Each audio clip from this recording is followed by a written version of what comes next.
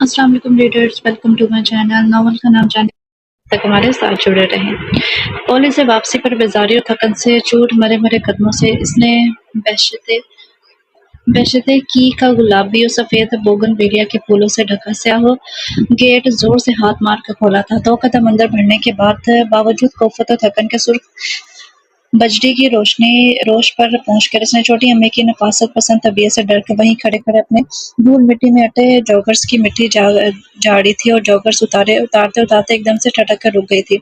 अतराफ का जायजा लेने के बाद इससे किसी गैर मामूलीपन का एहसास हुआ था। मामूली की तरह ना तो इस वक्त कंदील लाउंज में लिए फर्श चमका रही थी, ना ही छोटी अम्मी कोने खुदरे को आना नजर आने वाला कचरा और मिट्टी दिखाई दे रही थी।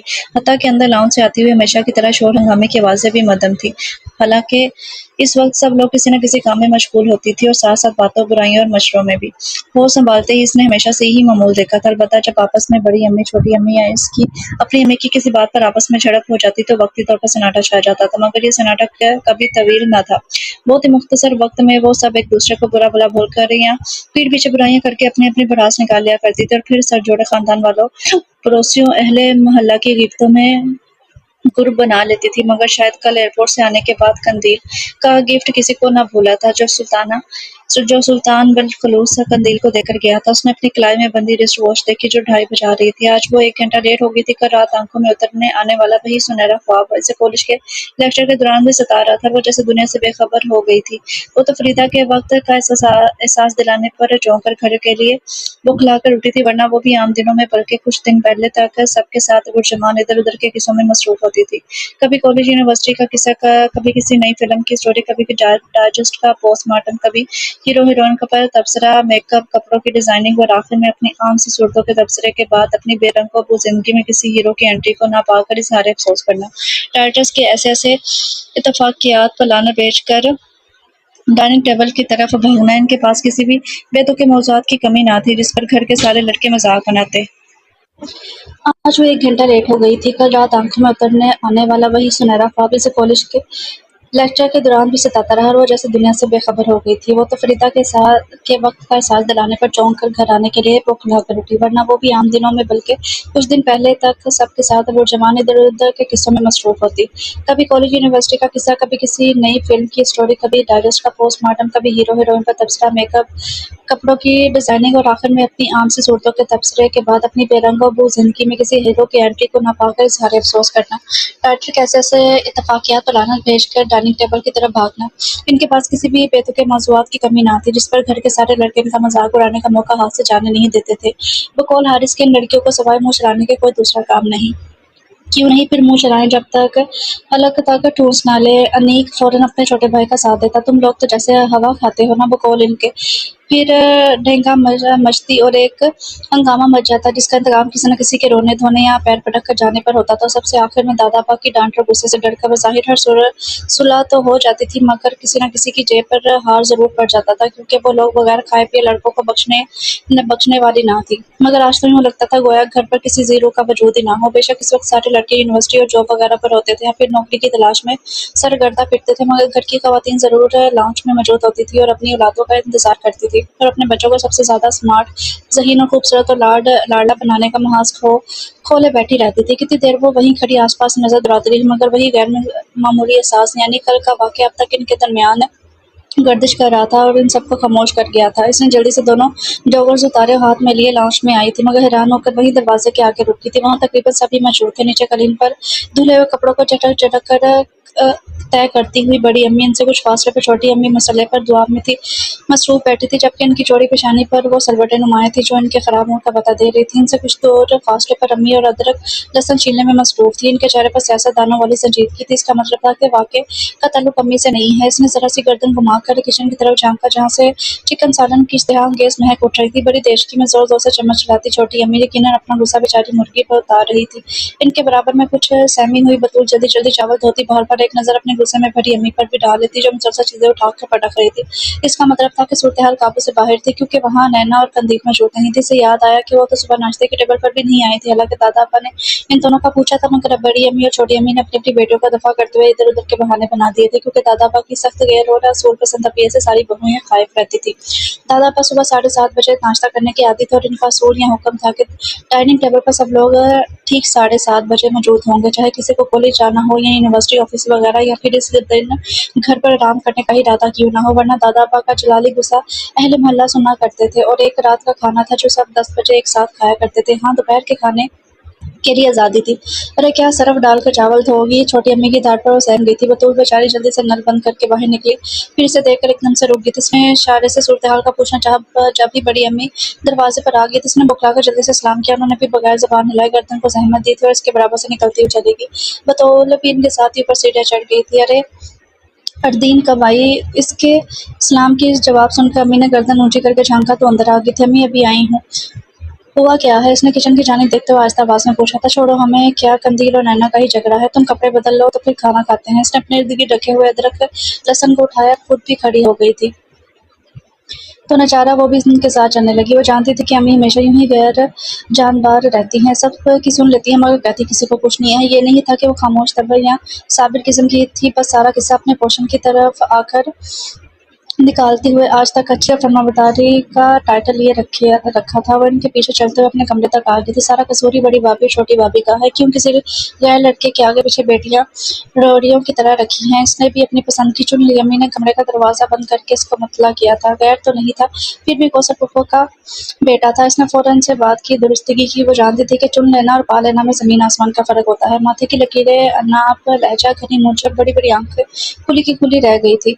है कौन सा इसने कहलवाया था कि मैं इस खानदान की लड़की को ही देखूंगा, बस दिखा दिया ना चेंगा छोटी भावज को। इसकी तेज आवाज पर वो गोया ख्वाब से जागती थी, वो ख्वाब जिसकी ताबीर इसकी हथेली पर रकम ना थी। तो अम्मी फिर भी कोसर फूफो ने सुल्तान भाई को भेजा ही क्यों था यहाँ? फिर जाते जाते वो कंदील को तोहफा भी देकर गए हैं, बस जरा हम पर रोब डालने के लिए। अमेरिका से डिग्री लाया था ना, खूबसूरत था। खैर कम तो हम भी नहीं है किसी से। तुम्हारे दादा ने अपनी बेटी को जबरदस्ती अपने दोस्त के सर पर थोपा है। वो तो फरहान अहमद और कौसर में निपट गई तो समझो जिंदगी गुजर गई, वरना छोटी को तुम कैसा मजा सिखाया। बड़ी के मन में तो लड्डू फूट रहे थे। बेटी को तोहफा देकर क्या है? अमेरिका पर पलट दामाद का सपना देखा है। कौसर को देखकर ही मुंह बनाती थी, मगर अब तो बिछी जाती है। कौन कह सकता है कि वही अम्मी है जो सबके आगे बहुत अच्छी बनी हुई थी, मगर इनका क्या, यहाँ तो सब ही ऐसे थे, मुंह के आगे खूब प्यार और पीठ पीछे भड़ास। अम्मी प्लीज यूं तो ना कहें, बेचारी छोटी अम्मी और नैना का मुझे वाकई बहुत अफसोस हुआ है। ज्यादा हमदर्दी करने की जरूरत नहीं है, बड़ा कोड़े मीठे बनी हुई थी। कैसा बदला लिया कौसर ने, साम सूंघ किया है। सुबह ही सुबह बड़ी भाभी से झड़प हुई थी, वरना मेरी खूबसूरत बेटी, मेरी ज़हीन बेटी। अम्मी ने दोनों की नकल उतारी थी। बेशक छोटी अम्मी की नैना बहुत कम उम्र और खूबसूरत थी और बड़ी अम्मी की कंदील बेतहाशा ज़हीन और फ़तीन थी। अब ज़ाहिर है हसीन हुस्न और ज़हानत का टकराव तो हो तो बेशक हुस्न ही आंखों में चकाचौंध कर देता है, मगर सुल्तान अक्लमंद था जो उसने ज़हानत को वोट दिया था। कंदील बाजी और नैना कहाँ है? सुबह भी डाइनिंग टेबल पर नजर नहीं आई थी। एक माँ बेटी खुशियाँ मना रही है तो दूसरी मातम के चक्कर में है। तुम दफा करो सबको, हमने तो कोई उम्मीद ही नहीं लगाई थी कि कौसर से। जाओ यूनिफॉर्म बदल लो, मैं खाना लेकर आती हूँ। अम्मी ने फौरन ही कमरे से निकल गई थी। वो बेसाख्ता मुस्कुरा दी। अब अम्मी को क्या बताती कि दिया वहाँ रोशन होता है जहाँ दिए में तेल हो। यहाँ तो ना बेतहाशा हुस्न था, ना ही ज़हानत। सो वो तो मुकाबले से खुद ब खुद ही खारिज हो गई थी। जहाँ कोई मुकाबिल था ना हरीफ, वो तो वहाँ पर भी हार गई थी। उसने सर झुकाया और कमरे से निकलकर वॉशरूम की तरफ बने कॉरिडोर की तरफ चलने लगी थी। दोनों कमरे आमने सामने थे। वो रुक गई थी, फैसला नहीं कर पा रही थी कि पहले नैना को दिलासा दे दिया, फिर कंदील बाजी को मुबारकबाद। क्या हुआ है? मेरा दिल टूटा जब ये आंखें खुली। क्या ये सपना था? है ये सुनना था? हल्की आवाज के साथ नाज़िया हसन की आवाज नैना के गम की तर्जुमानी कर रही थी। इसने एक दो दफा दरवाजा खटखटाया, मगर शायद नैना पूरी तरह अपने गमों में डूबी हुई थी। वो इस पर अफसोस करती कंदील के कमरे की तरफ बढ़ी थी। मैं चली, देखो प्यार की गली, मुझे रोके ना कोई, मैं चली। अब इसके समाज से फास्ट म्यूजिक के साथ जो गाना टकराया था, इसने इसे हैरत में मुबतला कर दिया। गजल और काफिया सुनने वाली कंदील को जाने क्या हुआ था जो उसकी पसंद बस एक रात में बदल गई थी। इसने इन दोनों के पास जाने का इरादा मुलतवी करते हुए अपने कमरे में ही जाना मुनासिब समझा। किसे कई दिन तक इस तरह के गाने बर्दाश्त करने थे। वो तो शुक्र था कि अपनी तबीयत पर कंट्रोल था, वरना वो भी इसी तरह सबकी नजरों में आ जाती। इसकी आंखों में अक्स लहराया तो इसने सर झटका था। अभी कुछ दिन पहले तो सब कुछ ठीक था, बल्कि सिर्फ 15 दिन पहले कहना ज्यादा मुनासिब होगा, जब सुल्तान की आमद की बात हुई थी। कुछ दिन पहले एक रात को खाने की मेज पर दादा ने सुल्तान की आमद का बताकर सबको बताया था। डाइनिंग हॉल में खाना खाते हुए सब लोगों के हाथ पल बढ़ गए, रुक गए थे। सुल्तान कल सुबह की फ्लाइट से आ रहा है, कुछ दिन रुकेगा, ख्याल रखना इसका। सुल्तान, सफियान और हारिस से सलाद के ट्रे से खीरा और टमाटर खा रहे थे। एकदम रुक कर एक साथ चलाए थे। नैना, बतूल, कंदील, अनीक और वो खुद भी खाना छोड़कर दादा अब्बा की तरफ मुतवज्जा हो गई थी। दादा अब्बा ने घूर कर देखा, फिर बड़ी अम्मी से मुखातिब हुए थे। बड़ी दुल्हन, कमरा सेट कर देना। जी, कितने दिन रुकेगा? बड़ी अम्मी ने पूछा था। इसके नाना का घर है, जब तक चाहे रुके। हारिस, अगर खाना खा लिया है तो स्टडी में आना काम है। उन्होंने उठते हुए पहले छोटे अब्बू को मुखातिब किया और कमरे में चले गए। छोटे अब्बू ने जल्दी जल्दी आखिरी 2-3 नवाले मुंह में डाले थे। आराम से खाएं, सेहत तो देखे अपनी काम के पीछे तबाह करती है। छोटी अम्मी को अपने शोहर का इतवार का डोप कुछ बाता नहीं था। इनके सामने तो ज़बान चला नहीं सकती थी, सो इनके जाने के बाद शोहर को ही रोब में लेना चाहती थी। नहीं नहीं, पेट भर गया है। वो जल्दी से पानी पी कर चले गए थे। अनीक बतौल के कान में कुछ कहने लगा। हर वक्त काम काम। छोटी अम्मी पर गुस्सा उतार कर चले गए। इस घर में सवाए काम के है ही क्या? सुनते हैं कौसर ने इतला देना भी गवारा ना किया, क्योंकि सुल्तान आपका हमारा कुछ नहीं लगता। काफ़ी देर से चुप बड़ी अम्मी ने भी बड़े अब्बा को लताड़ना चाहता। हम लोगों को ऑफिस में इतला दी थी कौसर ने। उन्होंने भी आखिरी निवाला मुंह में रखा और कुर्सी खिसकाकर उठ खड़े हुए थे। तो क्या एक फोन घर पर नहीं कर सकती थी? इस्लामाबाद से कराची करने में क्या लाखों रुपए खर्च होते हैं? सबके सामने अच्छी बनी अम्मी ने भी अब्बू की तरफ रुख किया था। सही कह रही है फिरोजा। बड़ी अम्मी ने भी फौरन तायीद की थी। तो आप लोग फोन करके पूछ लें प्लीज भाभी। अब मैं जा रहा हूँ अपने कमरे में, और फिरोजा तुम बड़ी भाभी के साथ कमरा वगैरह सेट करवाओ। और इनका नाम जलाल था, सो नाम का असर भी पूरा था। अक्सर तो दादा अब्बा के बाद सिर्फ जलाल चाचू से ही डरते थे। लो देखो जरा, मेहमानदारी के लिए हम लोग रह गए हैं। बर्तन समेटते बड़ी अम्मी गुस्से से में आ गई थी। हो सकता है फिरोजा बच्ची सुल्तान के आने से अच्छे ताल्लुकात हो जाए। उन्होंने हमेशा मुझसे सोचना आता था। अरे क्या खाक, अच्छे ताल्लुकात मुसलसल बजते हुए फोन की घंटी पर छोटी अम्मी की बात अधूरी रह गई थी। अस्सलाम वालेकुम, आ गई हमारी याद। इस्लामाबाद दूर ही कितना है। सबके कान खड़े हो गए थे। यकीनन कौसर पप्पो का फोन था। हमसे बीबी, यहाँ सांस लेने का वक्त नहीं है। इस्लामाबाद क्या दौड़े लगाए? हाँ तुम बिल्कुल आओ, तुम्हारे बाप का घर है। बाप कहते हुए बड़ी अम्मी के लहजे में खुद ब खुद तंसा गया था। फिजान नरदीन की तरफ देखकर मुस्कुराने लगा। हाँ अभी बताया है खाने के वक्त, पिछले हफ्ते बाहर से आया है और अब बता रही हो। खैर जो भी, अब छोड़ो। अरे नहीं नहीं, हमारा अपना बच्चा है। मौका देखकर एकदम से बड़ी अम्मी का लहजा मीठा हो गया। तो सब इसके ट्रैक बदलने पर हैरान रह गया। अपनी मामी मामू के घर आ रहा है, तुम काहे को फिक्रमंद होती हो? सर आंखों पर बिठाएंगे। बिल्कुल बिल्कुल, तुम अपना ख्याल रखना, कराची का चक्कर लगाना। अच्छा अच्छा, अल्लाह बेहतर करेगा। अल्लाह हाफिज। बड़ी अम्मी ने मुस्कुराते हुए अल्लाह हाफिज किया। सब ही इन्हें देख रहे थे। क्या कह रही थी कौसर? अम्मी ने सवार किया। छोटी अम्मी के चेहरे पर भी यही सवाल था। वही जो अब्बा ने बताया, सुल्तान आ रहा है कल सुबह। कदरे बेनियाजी से कहकर उन्होंने अपने आगे रखे चावलों की डिश उठाई और किचन की तरफ चली गई थी। कोई खास खबर ना थी। सुनैना और कंदील के साथ अनीक, फिजान और हारिस भी बाहर निकल गए थे। कोई बात तो है तो जरूर, वरना बड़ी भाभी इस तरह फोन पर बात ना करती और फिर फौरन ही किचन में न चली जाती। छोटी अम्मी खटक गई थी। बात सच भी सोच रही थी, मगर मगर खामोश रही थी। इन्हें पता था बड़ी अम्मी इनसे कोई बात नहीं छुपाती थी। लड़के की पसंद से शादी करने की कोसर का ससुराल वाले हैं, वहाँ भी जाएगा सुल्तान। मेरी कंदील माशाल्लाह कितनी ज़हीन है। हर बात की मालूमात, हर चीज़ का मुशाहदा, अच्छी अच्छी किताबों का मुताला। बाहर से पढ़ कर आने वाले तो जहानत को ही पसंद करते हैं। बड़ी अम्मी के चेहरे पर उम्मीद के नन्हे जुगनू चमक रहे थे और फिरोजा बच्ची सोचने में अपने चेहरे पर फैलते साहिबा हुसैन ने बखूबी महसूस कर रही थी। कहीं तुम अपनी छोटी भाभी को ना बताने बैठ जाना। बस तुमसे ही दिल की बात करती हूँ, दिल हल्का हो जाता है। मेरी छोटी बहन जैसी हो तुम। फिरोजा बच्ची जानती थी कि इसे दिल की फिरोजा चची जानती थी कि इसके दिल की बात इससे क्यों गई है। अर्दीन ना तो खूबसूरत है, ना ही जहानत का तमगा इसके पास है। सो बड़ी भाभी को कम से कम अर्दीन से तो कतई कोई खतरा ना था। वो दिल का बोझ हल्का करने और कोई खतरा ना जानने के लिए सीधा फिरोजा के पास आती थी। छोटी अम्मी के माथे पर कशिश करने पड़ गई थी। अरे मेरी नैना क्या कम है, इस जैसी हसीन कम उम्र प्यारी सूरतों को लोग रुक रुक कर देखते हैं। कंदील की जहानत का चिराग मेरी नैना के आगे नहीं चल सकता। बेशक छोटी अम्मी दुरुस्त थी, कंदील और बतूल भी सूरत में कम ना थी, मगर नैना के आगे मान पड़ जाती थी। नैना की बड़ी बड़ी आंखें, छोटी अम्मी के ढेरों घरेलू टोटकों के बायस खटाव जैसी जुल्फे और मध्यम शहाब रंगत के सामने कंदीलो बतूल को बहुत आम से जाहिर करते थे। हालांकि बतूल नैना की सगी बहन थी, मगर फिर भी नैना जैसी ना थी। रह गई अर्दीन, तो वो बेचारी ना तो 3 में थी, ना ही 13 में। चची की निगाहों में अपनी बेटी का सरापा उतरा था। जैसे पहला पहला जिस्म आम से नकूश रंगत कुछ साफ थी, मगर वो भी बतूल कंदीलो खास तौर पर नैना के आगे तो काली ही नजर आती थी। और ना ही अपनी बतूल के लिए मेरे अनी के चक्कर में है। मैं तो कोई खूबसूरत दुल्हन लाऊंगी अपने बच्चे के लिए। छोटी भाभी मजीद कुछ कहती, मगर वो खामोशी से उठकर घर के सब लोग उठ गई थी। इस घर के सभी लोग जानते थे कि अनीक की जिंदगी का महवर बतूल थी। बड़ी अम्मी ने फिलहाल कोई रद्द मज़ाही न किया था। देखा जाता तो अनीक में कोई खराबी भी ना थी। कुछ शक्ल, पढ़ा लिखा, सुलझा हुआ, वालिद का कारोबार था। फिरोजा चची ठंडी आ भर के रह गई थी और आंखों के सामने दोबारा अर्दीन आ खड़ी हुई थी। दूसरे दिन सुबह जब अर्दीन उठकर डाइनिंग हॉल में आई तो सब मौजूद थे, ताकि सबसे आखिर में आने वाली नैना भी। इसने कुछ हैरान होकर सबको सलाम किया और अपनी कुर्सी खींच कर बैठ गई थी। फिजान आज एयरपोर्ट चले जाएगा, 3 बजे तक सुल्तान आ जाएगा। दादा अब्बा ने फिजान से कहा था। जी अब्बा जान, क्या मैं हारिस के साथ ले जाऊँ? आज भी इसको नौकरी मिलने का आसरा नहीं था। मुंह अच्छा ना हो तो बात तो अच्छी कर लो। सुबह सुबह बदशगुनी। छोटी अम्मी ने कड़ा कर भतीजे को लताड़ा। अपने बेटे के लिए ऐसे सख्त अल्फाज बस करो हारिस, तुम बहुत कर चुके, नौकरी कल से ज्वाइन करो। बड़े अब्बू ने खत्मी फैसला कर दिया था, कर लेने दो एक दो कोशिश। दादाबा ने हारिस का लटका हुआ मुंह देखकर इसकी हिमायत की तो बेसाख्ता मुस्कुरा दिया। आपने इन लोगों को सर पे चढ़ाया हुआ है। अब्बा दादा अब्बा मुस्कुरा उठे थे। बतूल बेटा तुम जरा मेरे साथ किचन में लग जाना, अम्मी को खाने बनाती अम्मी खाने बनाती होंगी और अर्दीन तुम मुलाजमा के साथ हाथ मिलाकर सफाई अच्छी तरह करवा लो। कंदील तुम खुद ही गेस्ट रूम में सेट करना। बड़ी अम्मी बड़े मीठे अंदाज में वहाँ मौजूद लड़कियों से मुखातिब थी। आज कॉलेज यूनिवर्सिटी से छुट्टी कर लो, काम ज्यादा है। हर वक्त दरसगाहों पर लेक्चर देने वाली कंदील ने भी हिस्सा लिया था। अच्छा भाई, अल्लाह हाफिज। हारिस और फिजान एक साथ उठे थे। इनके साथ इनके वालिद मोहतरम भी उठ गए थे। सारी खवातीन अपने अपने शौहरों को अलविदा कहने लगी थी। जब ये उठते हुए अनीक ने चीजें समेटती बतूल को पुकारा। बतूल यार जल्दी से मेरे कमरे की टेबल पर रखी रंग नाम की गुलाबी नाम की फाइल ले आओ। बतूल पिछले 2 महीनों से बीए के पेपर्स देकर फारिग हुई थी। जी अच्छा। फौरन ही सब छोड़ छाड़ कर इसके कमरे की तरफ लिपकी। छोटी अम्मी बुरी तरह जल बिला गई थी। कमरा दूर की तरह है, अपने पाँव को जमा नहीं दे सकते। वो दान पीस बोली थी। बड़ी अम्मी यूं ही होगी गोया मरीक पर हों। छोटी अम्मी अभी से आदत डलवा रहा हूँ बतौल को अपने कामों की। हर दिन की शामत अमाल ने इसे आवाज दी थी जो बेसाख्ता और शरारत कर गई थी। छोटी अम्मी की तोपों का रुख इसकी सिमट हो गया था। नीक तो आती हुई बतूल के हाथ से फाइल लेकर चलता बना। वो जानता था कि इसकी अम्मी को इसका ये रिश्ता बनाना पसंद नहीं आएगा, मगर वो अपने दिल के हाथों मशगूल था। और तुम्हें बड़ा शौक है इसके आगे पीछे फिरने का। बेचारी बतूल दिल महसूस कर वहां से हट गई थी। सुन बीबी, मेरी बच्ची को कुछ कहने की जरूरत नहीं है, वो तो काफी बच्ची है, सबके काम ही करती है। तुम्हारा नहीं कोई राजा अंदर नहीं है। बड़ी अम्मी ने भी मरीक से आने में ज्यादा देर नहीं लगाई थी। फजूल में क्यों लड़ रहे हैं आप लोग? सुल्तान के आने का टाइम हो जाएगा, तैयारी नहीं करने क्या?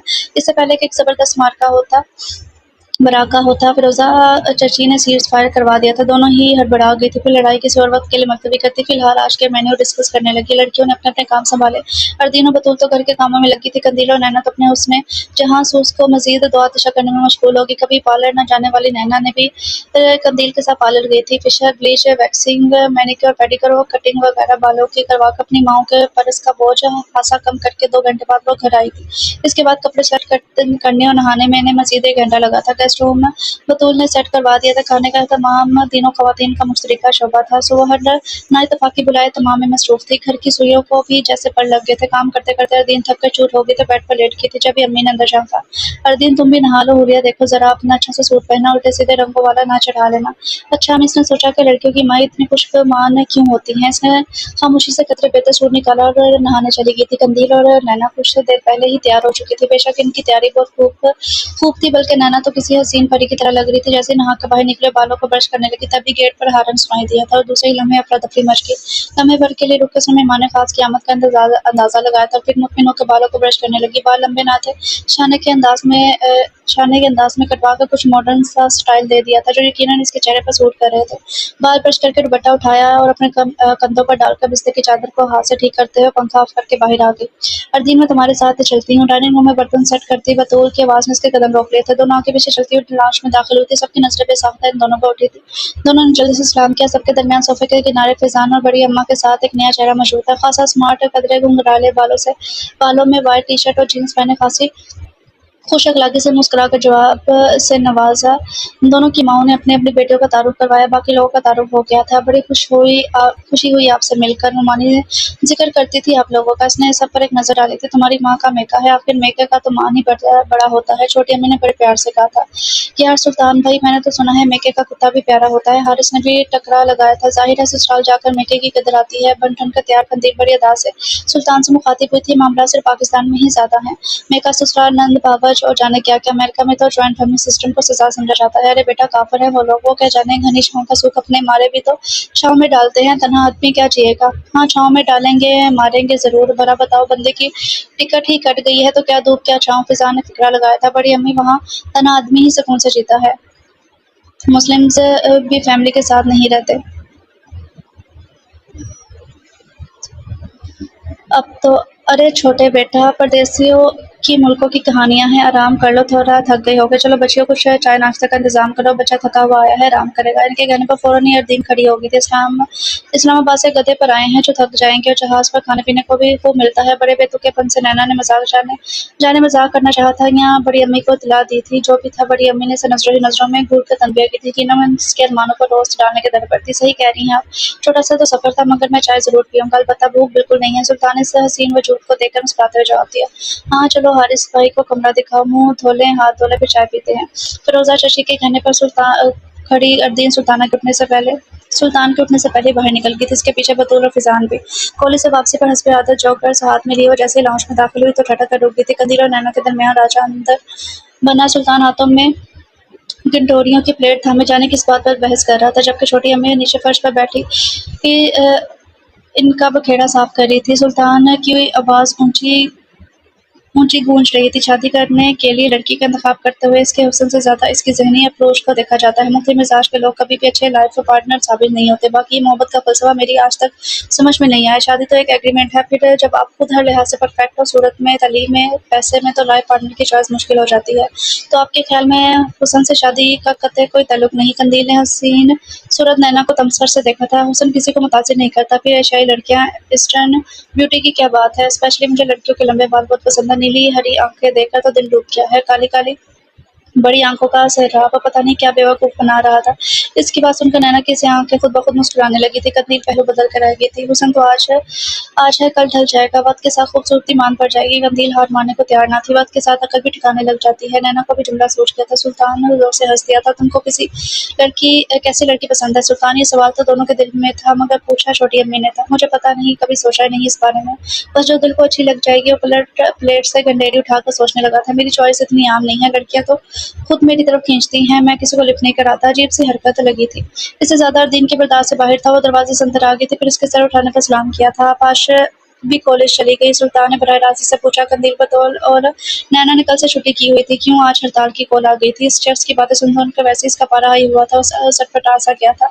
कंदील और नैना ने सिखा जाने नजरों से बोला, जबकि काफी देर से अनजान बनी छोटी अम्मी ने इन दोनों का साथ दिया था। लगता है आपको पोजीशन लेने का शौक है, संभल का बोला था। पोजीशन? कंदील जोर से हंसने लगी।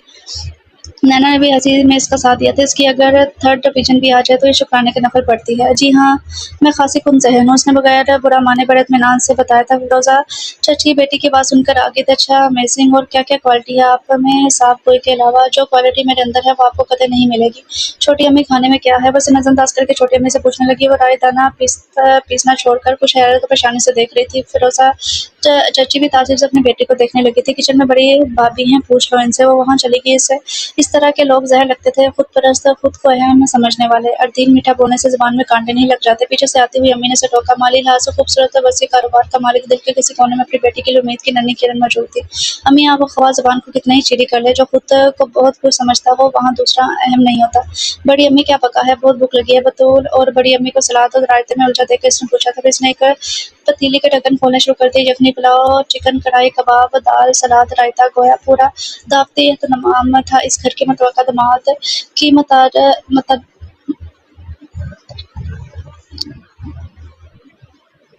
इस घर के दामाद की खातिर मदारत के लिए। खैर, इसका क्या, इसने भाड़े में सारी चीज़ें थोड़ी थोड़ी रखी। गरम गरम पुलाव से प्लेट भरी और ट्रे उठा ली थी। खाना बस लग रहा है। बतूल ने आगाह किया था। छोड़ो कौन सा, पहले हम सब साथ करते हैं, खाना खाते हैं, बस तुम भी साथ ही आ जाओ। यकीनन सुबह से अकेली कामों में लगी और दिन ने इसका मंगला सा हुलिया देखकर अंदाजा लगाया था। आज तो कंदील के जीने की सफाई भी मेरे सर गई है। और नैना बीबी तो किस चीज़ को पहले ही कभी हाथ नहीं लगाती। ऑफिस जाते जाते नीक भी अपने कपड़े धोने के लिए दे गया है। और आप नीक के काम पहले भी करती थी, चाहे 105 डिग्री बुखारी क्यों ना हो। मगर यार, अपना हुलिया तो दुरुस्त कर लो, कुछ अपनी बहन से सीख लो। क्या जबरदस्त तैयार हुई यार। दिन को बाकी कंदील और नैना की किसी पर अफसोस हुआ था। बस अभी हो जाती हूँ तैयार, आज तो कॉलेज की छुट्टी करना पड़ी। और प्लीज जरा खाना खाकर मेरे साथ टेबल लगा दो।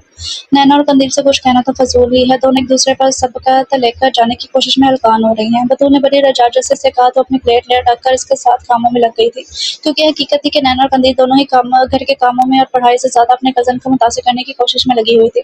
इन दोनों का साथ इनकी माएँ भी पूरे जोर शोर से दे रही थी। नैना ने पढ़ाई को मुकम्मल तौर पर खैराबाद कह दिया था। सारा वक्त खुद को सजाने संवारने में गुजरता था, जबकि कंदील अपनी तालीम और जहानत का सिक्का बैठाकर इसे घेर लेती थी।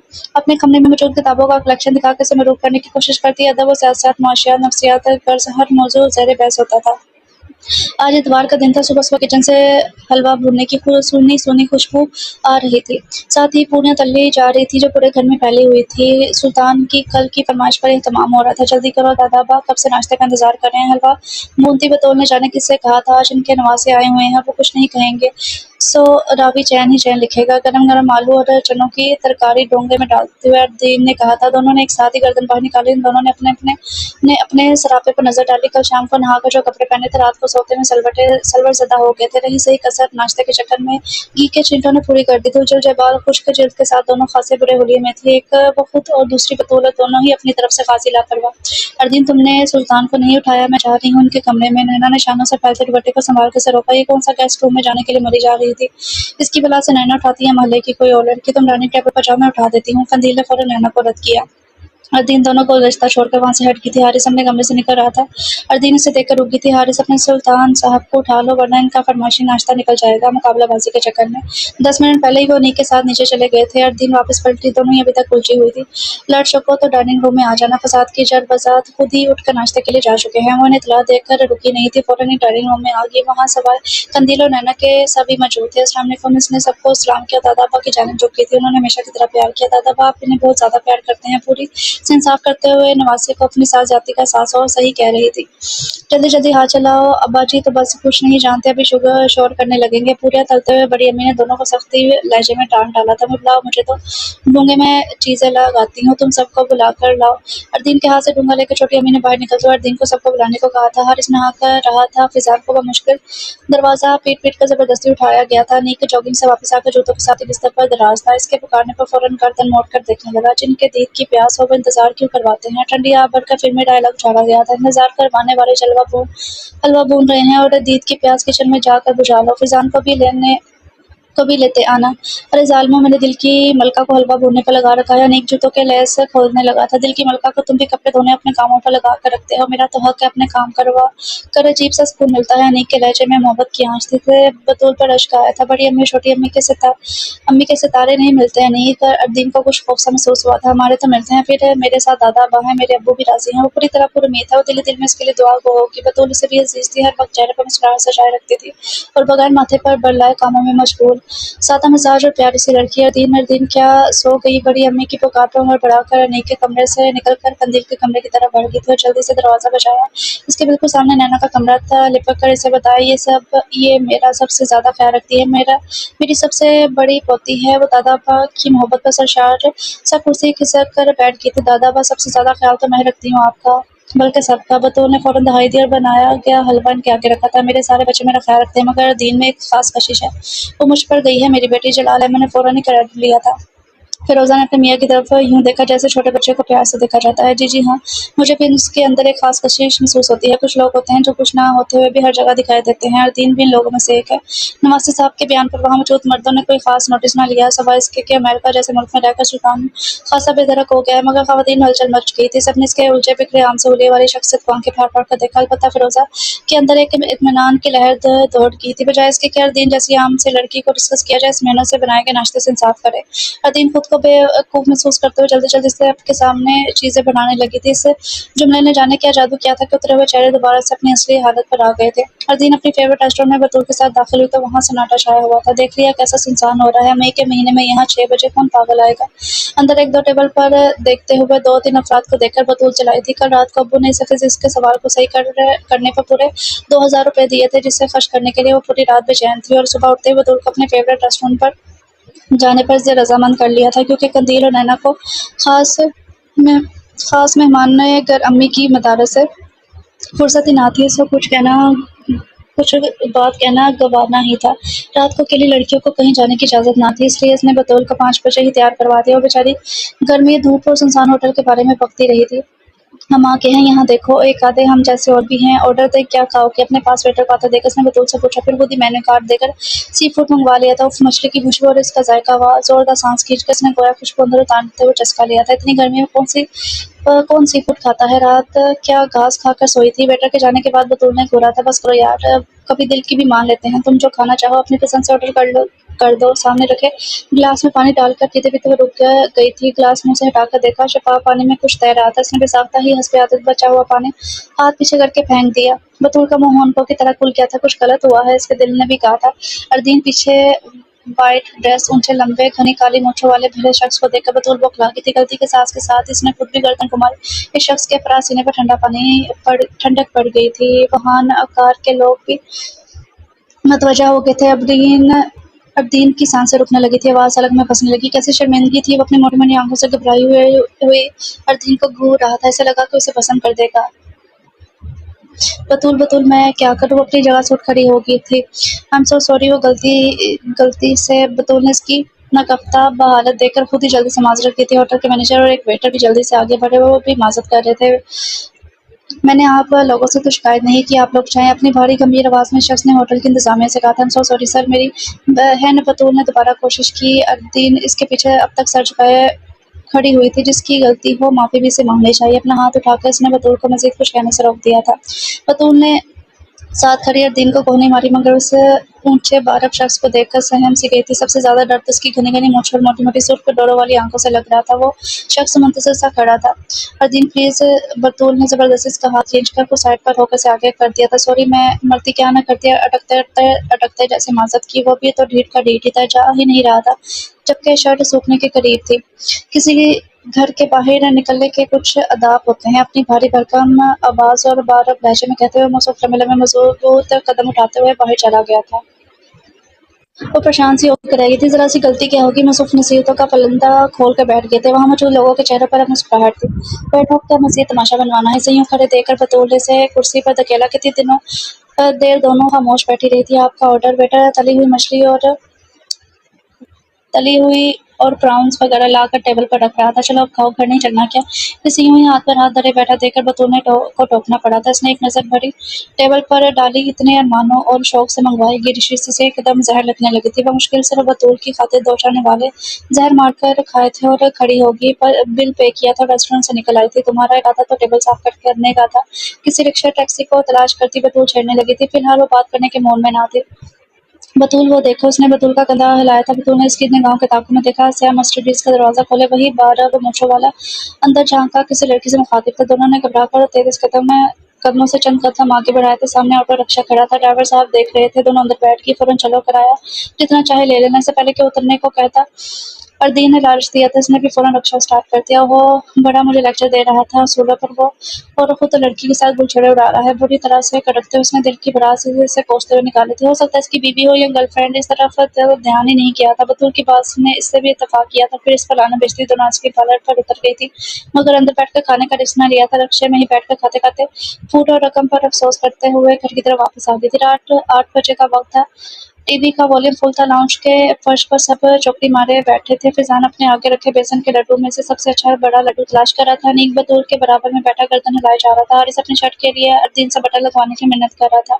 नैना अपनी सफेद मोमी उंगलियों में क्यूपटस लगा रही थी, जबकि कंदीर और सुल्तान बहस करने में मशगूल थे। जबकि बहस से ज्यादा वो लोग नफ्सियात और फ्राइड के पीछे और धागे खोल रहे थे।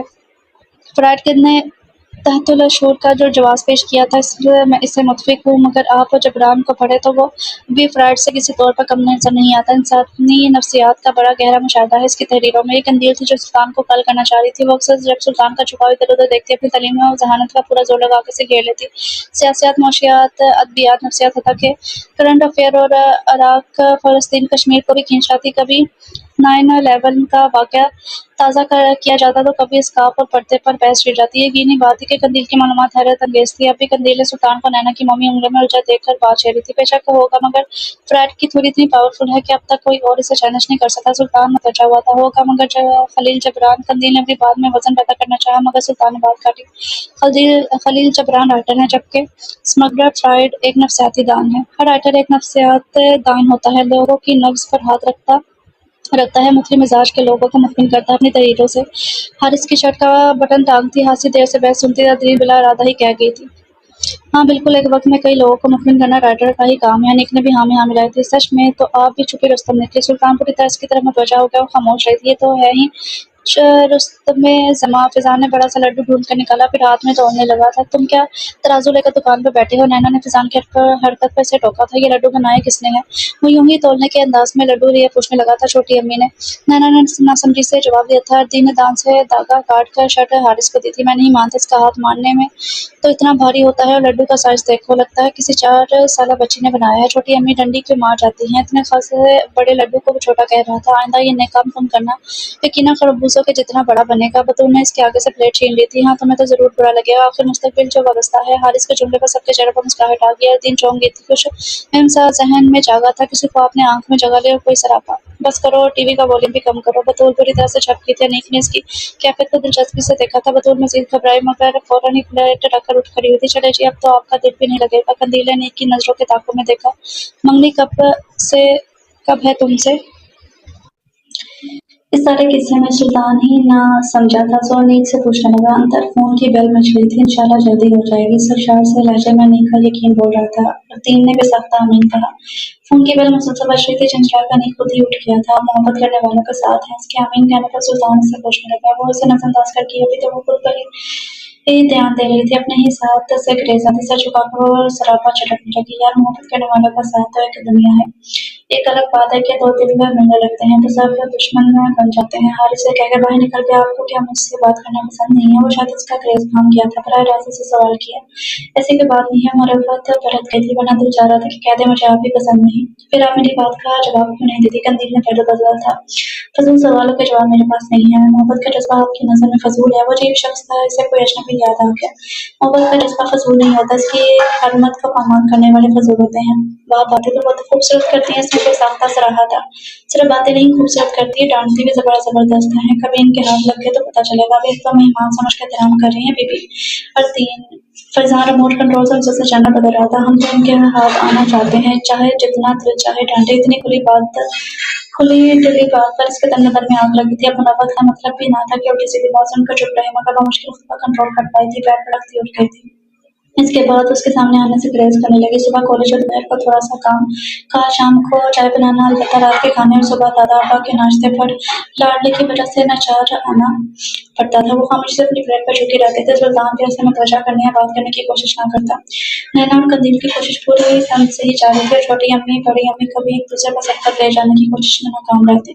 कॉलेज आ रही हो? वो जल्दी जल्दी चौकर गिलास बांध रही थी। जाकर इसके कमरे में झाँक कर पूछा। जी अम्मी।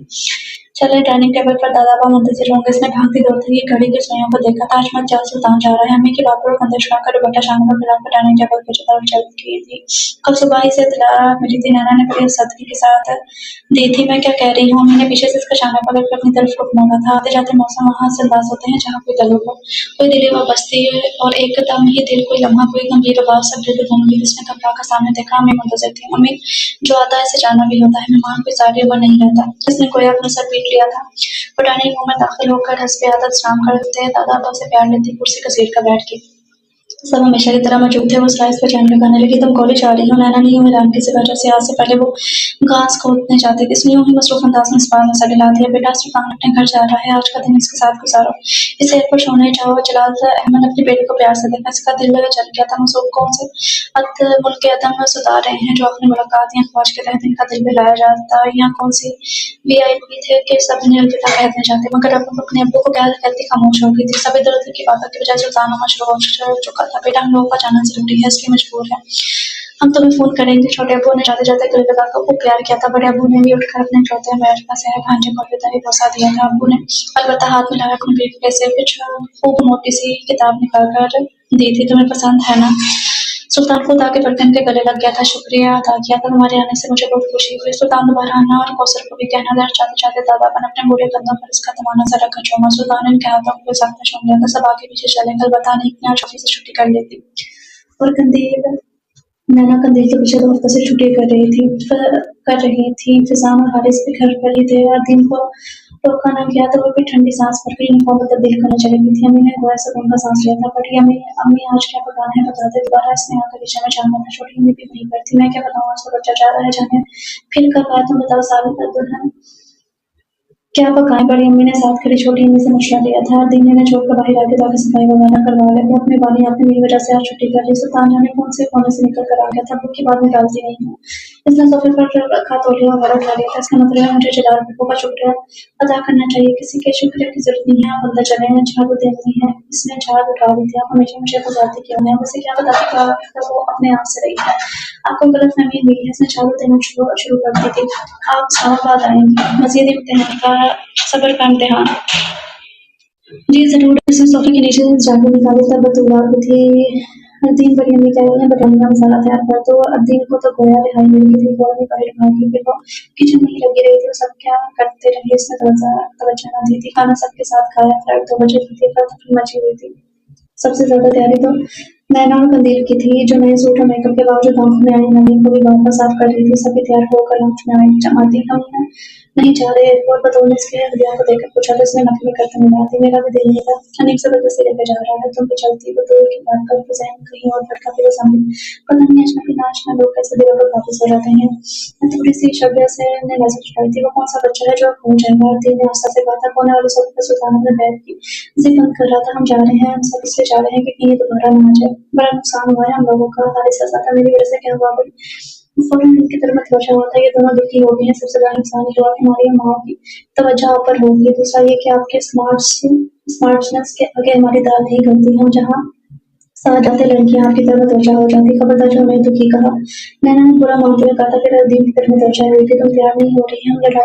अब लड़ाई छोड़ जल्दी करो। नीक ने गाड़ी की चाबी ले आते हुए कहा था। जाओ और दीन जल्दी से कपड़े बदल कर आ जाओ। सब जा रहे हैं। काफी देर का पहले सुनती अम्मी का लहजा उठ गया था। अम्मी कंधे में मुंह बनाती हुए दीन को सदर महसूस से बोला था। अम्मी ने हमारे जाने की ये खुशी है। ये क्या नावल करने के लिए रुक रही है? सुल्तान के बोलने पर अम्मी ने इसकी तरफ देखा था। वो अपनी अहमियत जताना कंधे के पास उनका सिर धक्का लगा था। इसने फौरन कमरे में आकर अभी सामने से नजर आया। निकाल कर पहन लिया बालों को जल्दी जल्दी ब्रश पहना। जो पहले लिपस्टिक के सामने पड़ी थी उठाकर माथा पर फेरी और ढक्कन बंद किए बगैर पैर पर रखती थे। इस कदमों से नाउच में आ गई थी। सबसे पहले वो दूर की नजर इसमें पड़ी थी। शुक्र है तुम आ गई। सब अलविदा मुलाकात कर रहे थे। छोटी अम्मी ने खूब प्यार किया। सर पर हाथ फेरा। बड़ी अम्मी ने गले लगाए पिलाने ली थी। पड़ोसा ने भी दुआएं कलमात कहे। मगर बड़ी अम्मी छोटी अम्मी की तरह गर्मजोशी न थी। सब लोग जल्दी जल्दी गाड़ी में बैठे पूरे रास्ते दौर की बातें होती रही थी। सुल्तान इन लोगों की मेहमान नवाजी से खासा पूछता हूँ। तबादला सबकी तारीफें कह रहा था। खासतौर पर नैना और कंदील सरफेस थी। वरना ऐसा शाही प्रोटोकॉल सिर्फ इन्हीं की खिदमत में हो तो वो दरबार के अंदाज में ताली क्यों ना नहीं बजाएंगे। और दिन को गुस्सा आने लगा। उसने किसी से भी कोई बात नहीं की थी। बस खामोशी से सीट से टेक कर आंखें मूंद ली। एयरपोर्ट पर वही कहमा कहते थे। सब आगे चल रहे थे। सुल्तान कंदील और दिन जरा पीछे थे। कंदील आपके लिए अपनी जेब से नीली मखमली डब्बियां निकालकर सुल्तान ने कंदील को दी थी। कंदील के चेहरे पर कई सौ वार का बल्ब जगमगाने लगा। डिब्बियां खोली तो सुनहरा खूबसूरत कीमती चेन था। हमें पढ़ाई लिखाई से दिलचस्पी है ना? तीन को अपने चंद कदम आगे चलते नाजुक हसीन नैना पर तरस आने लगा था। बाजी पर हर किसी एक को ही जीतनी थी। रूप सीन शायद मान पड़ गया था।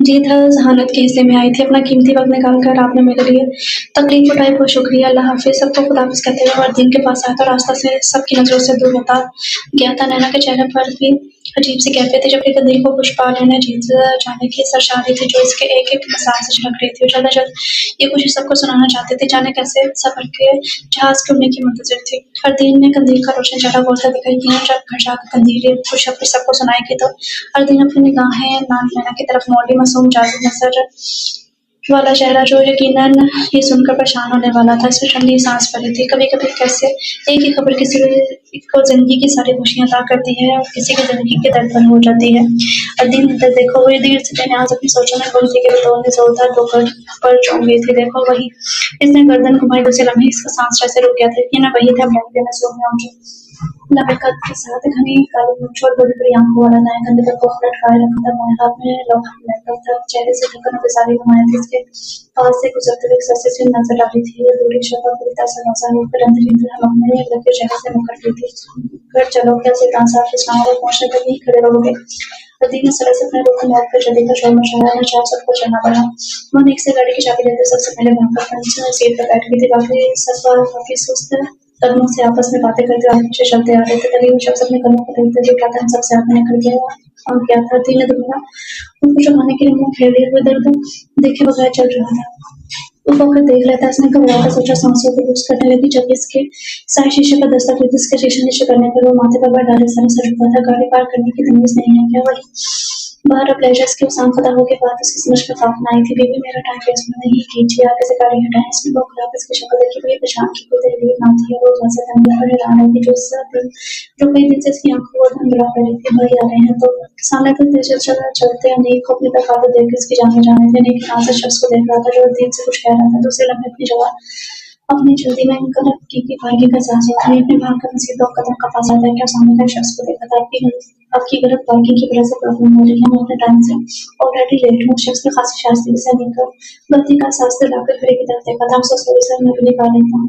अनेक ने शर्मिंदगी से कहा जैसे महसूस करके शख्स ने घोड़े से मुस्कुराकर नीचे से हाथ मिलाया था। पीछे अपनी गाड़ी में जा बैठा। अनेक ने जल्दी से गाड़ी निकाली। इसने तुम्हें पहचान लिया ना, इसके बराबर में बैठी है ये बतूल ने सरगोशी की थी। इसने नफी में गर्दन हिलाई। बतूल कुछ हैरान हुई, फिर देर पीछे देखने लगी जहाँ से वो शख्स अपनी गाड़ी निकाल रहा था। पहचान का ही मरहला तो मुश्किल से तय होता है। यह ये कैसे हो सकता है? ज्यादा दिन तो कम नहीं हुए। बतूल को किसी तरह भी ये बात पसंद नहीं हो रही थी। इतनी भी अहम नहीं हो, ना ही किसी बल का से मेरी शक्ल मिलती है। दिन बुरी तरह चिढ़ गई थी। दिल के किसी कोने में कैसी कमाई का एहसास दूसरे होने लगा था। फिर भी यार, सबसे पहले कि बतूल में से कुछ कहती इसने फोन रखा था। बतूल को संभाल लेके दबा कर रही थी। मेरे सर में दर्द है, घर चलो।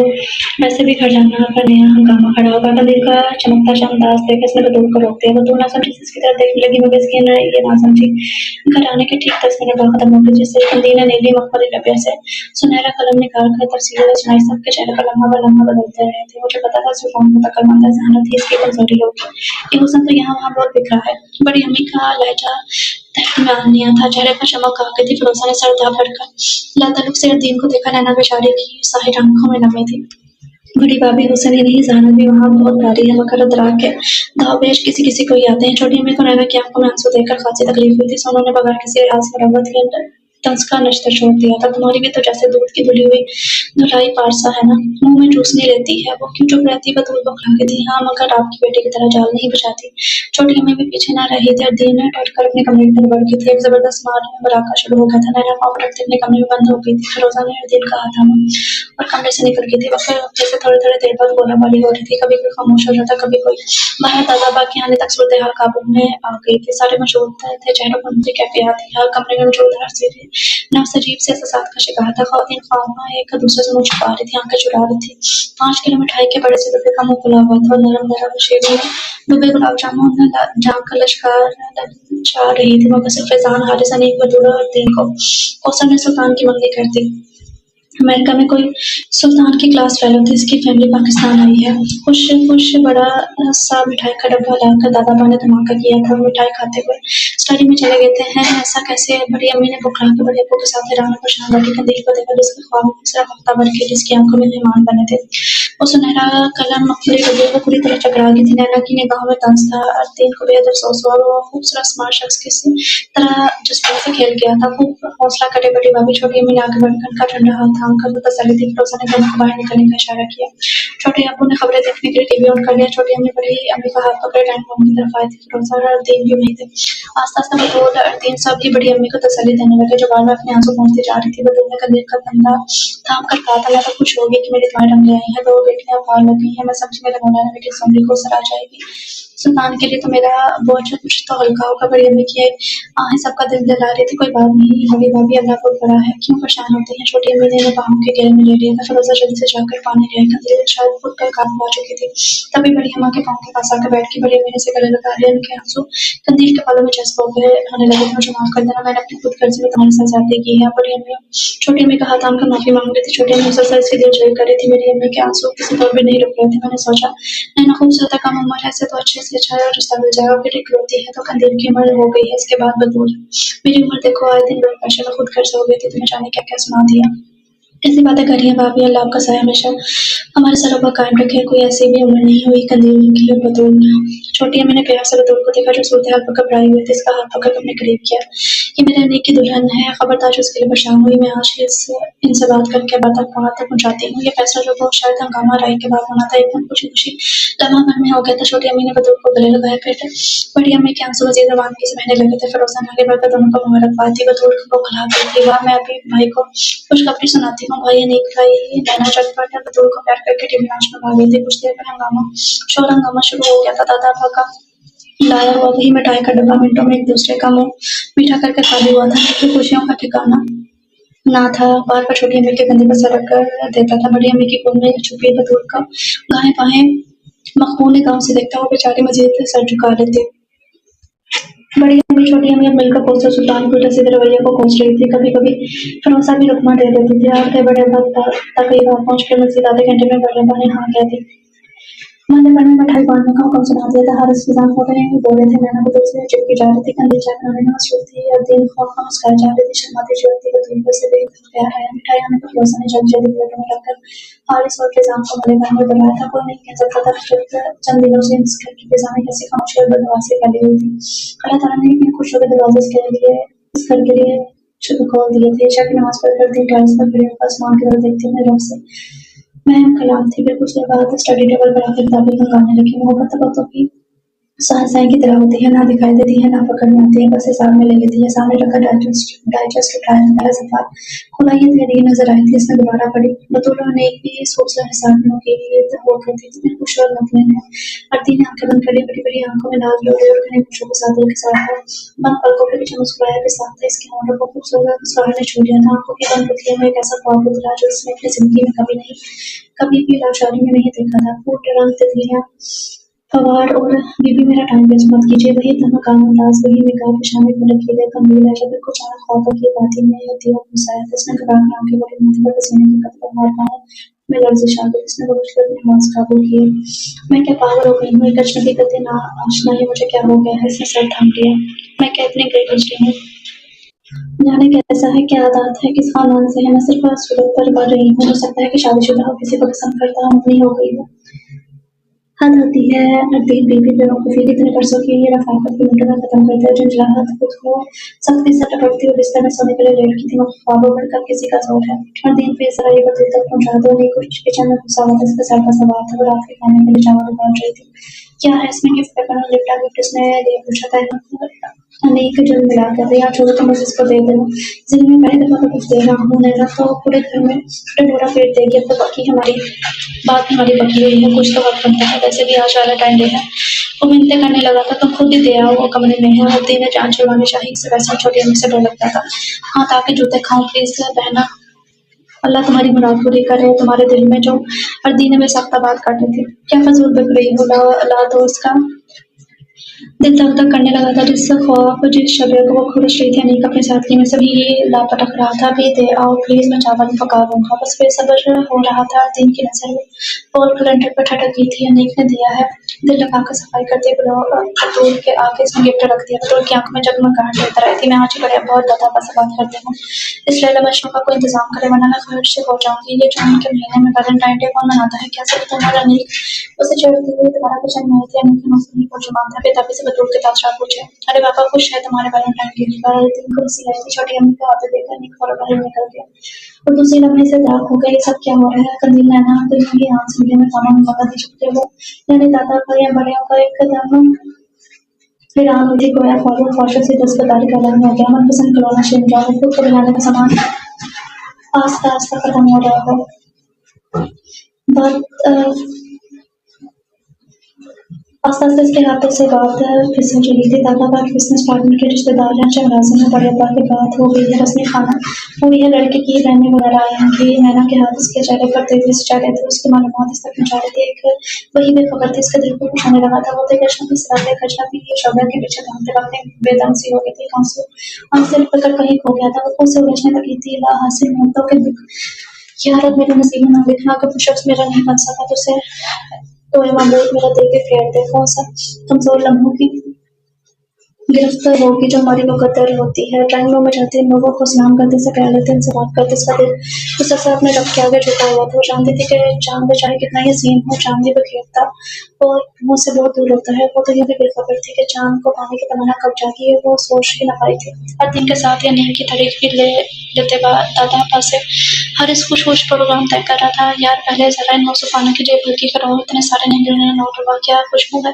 फिजा ने दिन की गोद में रखे नोटों को ताक लगाकर सोने लगा था। तब सभी इसके सर हो गए थे। कहीं डिनर चलते हैं, नैना से बनवा लो, फ्रिज में रखी मुर्गी है वो भी निकालो, कबाब भी देख लेना कितने हैं, और कंदील को भिजवा कर कुछ स्वीट डिशेज बनाए। छोटी अम्मी जल्दी जल्दी बोल रही थी, वो सख्त हैरान हुई। अफताना है जान पर, फिरोजा भी हाथ में फूलों का शॉपर लिए किचन में आ गई थी। हर दिन तुम जल्दी से नहा लो और फौरन ढंग के कपड़े पहनना। छोटी भाभी, अब्बा जी कह रहे हैं 4-5 अफराद होंगे। फिरोजा ने शॉपर को सिंक में रखा था और पहले अर्दीन से मुखातिब हुई भी छोटी अम्मी को वो बताया था। अर्दीन फ्रिज से चीजें निकालते हुए ठटक गई थी। कोई आ रहा है क्या? अर्दीन ने हैरत से पूछा था। नहीं भाई, तुम जल्दी से तैयार हो जाओ, ये बतूल कहाँ है? एक तो इस लड़की को सफाई का बुखार। छोटी अम्मी बतूल को आवाज़ें देने लगी। वो चिराग की की तरह हाजिर होती। फिरोजा ने सिर्फ वो चलने के काम पे लगा दिया। अम्मी कौन आ रहा है? वो सख्त झंझलाहट का शिकार थी। भला शाम का बल्कि रात को 7 बजे नहाने की क्या दुख है? अर्दीन यूं ही मोटर उठाए खड़ी हो। तैयार हो जाओ, तुम्हारे दादा का गुस्से हो गए। एक तो ये लड़कियां कंधीर कंधीर, अब तुम जान छोड़ कर तैयार हो जाओ। इससे तो वही अफरा तफरी बड़ी। अम्मी ने किचन में आने के साथ नचाई थी। वो घबरा कर नहाने भागी थी। नहाकर सबसे अच्छा सूट निकाल कर पहना, बालों को ब्रश किया, मगर जहन में अब तक उलझन थी। आखिर ऐसा कौन आ रहा है? वो कुछ उलझती दोबारा किचन की तरफ आई थी। आधे पौने घंटे में काफी एक काम निपट चुका था। कंदील ने मीठा बना लिया था, कबाब तले जा चुके थे, बिठाने आखिरी मराहल में थी। बड़ी अम्मी सालन तैयार करके देगची में चमचा डाल रही थी। तुम तब कुछ पाउडर सुर्खी लगाओ, नैना तुम जाकर से देखो, सादा सा हुलिया बनाया हुआ है इसने। बड़ी अम्मी ने से देखकर बोली, मंगनी की खुशी में ट्रीट हो। इससे भला क्या खुशी उशी हुई थी? चुप रही। तुम्हारी भी दिली मुराद है भलाई है, तुम भी कुछ खिलाने पिलाने का बंदोबस्त करो। कंदील ने नेकी खिंचाई की और बिल्ले चारा सब बता गया था, मगर वो लोग कब से बचने वाले थे। सबने फौरन ये नेकी की जेब से आइसक्रीम खाने का प्रोग्राम किया था। बेचारा दाइयां देता रह गया था। महीने की आखिरी तरीके रकम न होना कुछ काम न आया था। सब बतूल को घसीट कर लाए थे। अब तो फरार की गुंजाइश न थी। चलो दादा, नखरे की जरूरत नहीं है, सबकी मंगनियां होती हैं। जल्दी जल्दी गाड़ी में बैठे और दीन को भी जबरदस्ती घसीटा था। मना करती रह कि मगर वहाँ शर्माई कहाँ थी। सभी इकट्ठे लाउंज में बैठे रहे थे। एक और स्पोर्ट्स चैनल देखना और फिजान और हारिस एमटीवी देखने में मसरूफ थे, पर जिद कर रहे थे। जबकि बतूल और नैना शाहरुख की फिल्म के लिए बेचैन थी। रह गई कंदील तो वो पिछली सारी बातों को भूल कर सारी तवज्जो एमफिल करने में लगा रही थी। गाहे बाहें किताब से नजर उठाकर एक नजर की लड़ाई पे बिता लेती है। तीन पाँव सोफे पर रखे खामोश बैठी मुस्कुरा रही थी। रिमोट एक के बाद दूसरा छीन रहा था। फोन की मुसलसल बेल बज रही थी। टीवी की शिकायत दादा बस से करूंगी मैं। नैना ने फिजाना और हारिस को धमकी दी थी, और जो तुम पर आए मर्दों को उतारती हो। हाय शाहरुख खान फैजान चलाया था। बचते फोन को उठाने का ध्यान किसी को ना था। हम तो सिर्फ उतारते हैं, तुम तो बकायदा खतों को ताबड़ भी करते हो। सामने वाली बतूल ने इसका एक पॉइंट पकड़ा था। यार डर की क्या बात है, हाँ फिर करते हैं। फैजान को पकड़ा था देखकर हारिस ने भी मोरल बढ़ा था। वाह क्या मर्दान किया, भी जाती हूँ मैं दादा और बड़े अब्बा के पास। नैना ने दोबारा रिमोट छीना था। हाँ मैं जाऊँ, मगर ये कैसे वक्त लाइट टीवी सब ऑफ हो गया था। नीका तकिया तकिया बेसाख्ता रहा था। लाइट जा चुकी थी, मगर फौरन लाइट जा चुकी थी, मगर फोन की बेंचों से बच रही थी। सभी इसकी तरफ तवज्जो होकर फिजा ने हाथ बढ़ाकर बिलान के रिसीवर उठा लिया। अरे आप अस्सलाम वालेकुम, कैसे याद कर लिया भाई? अल्लाह का शुक्र, सब खैरियत है। आप सुनाए कैसे फोन किया? और शर्माने की क्या बात है? नहीं नहीं, हम लोग वैसे ही बैकवर्ड नहीं है, सामने है। अच्छा अच्छा रुक जाए, हम तो कुछ दुआएं भी दे दे।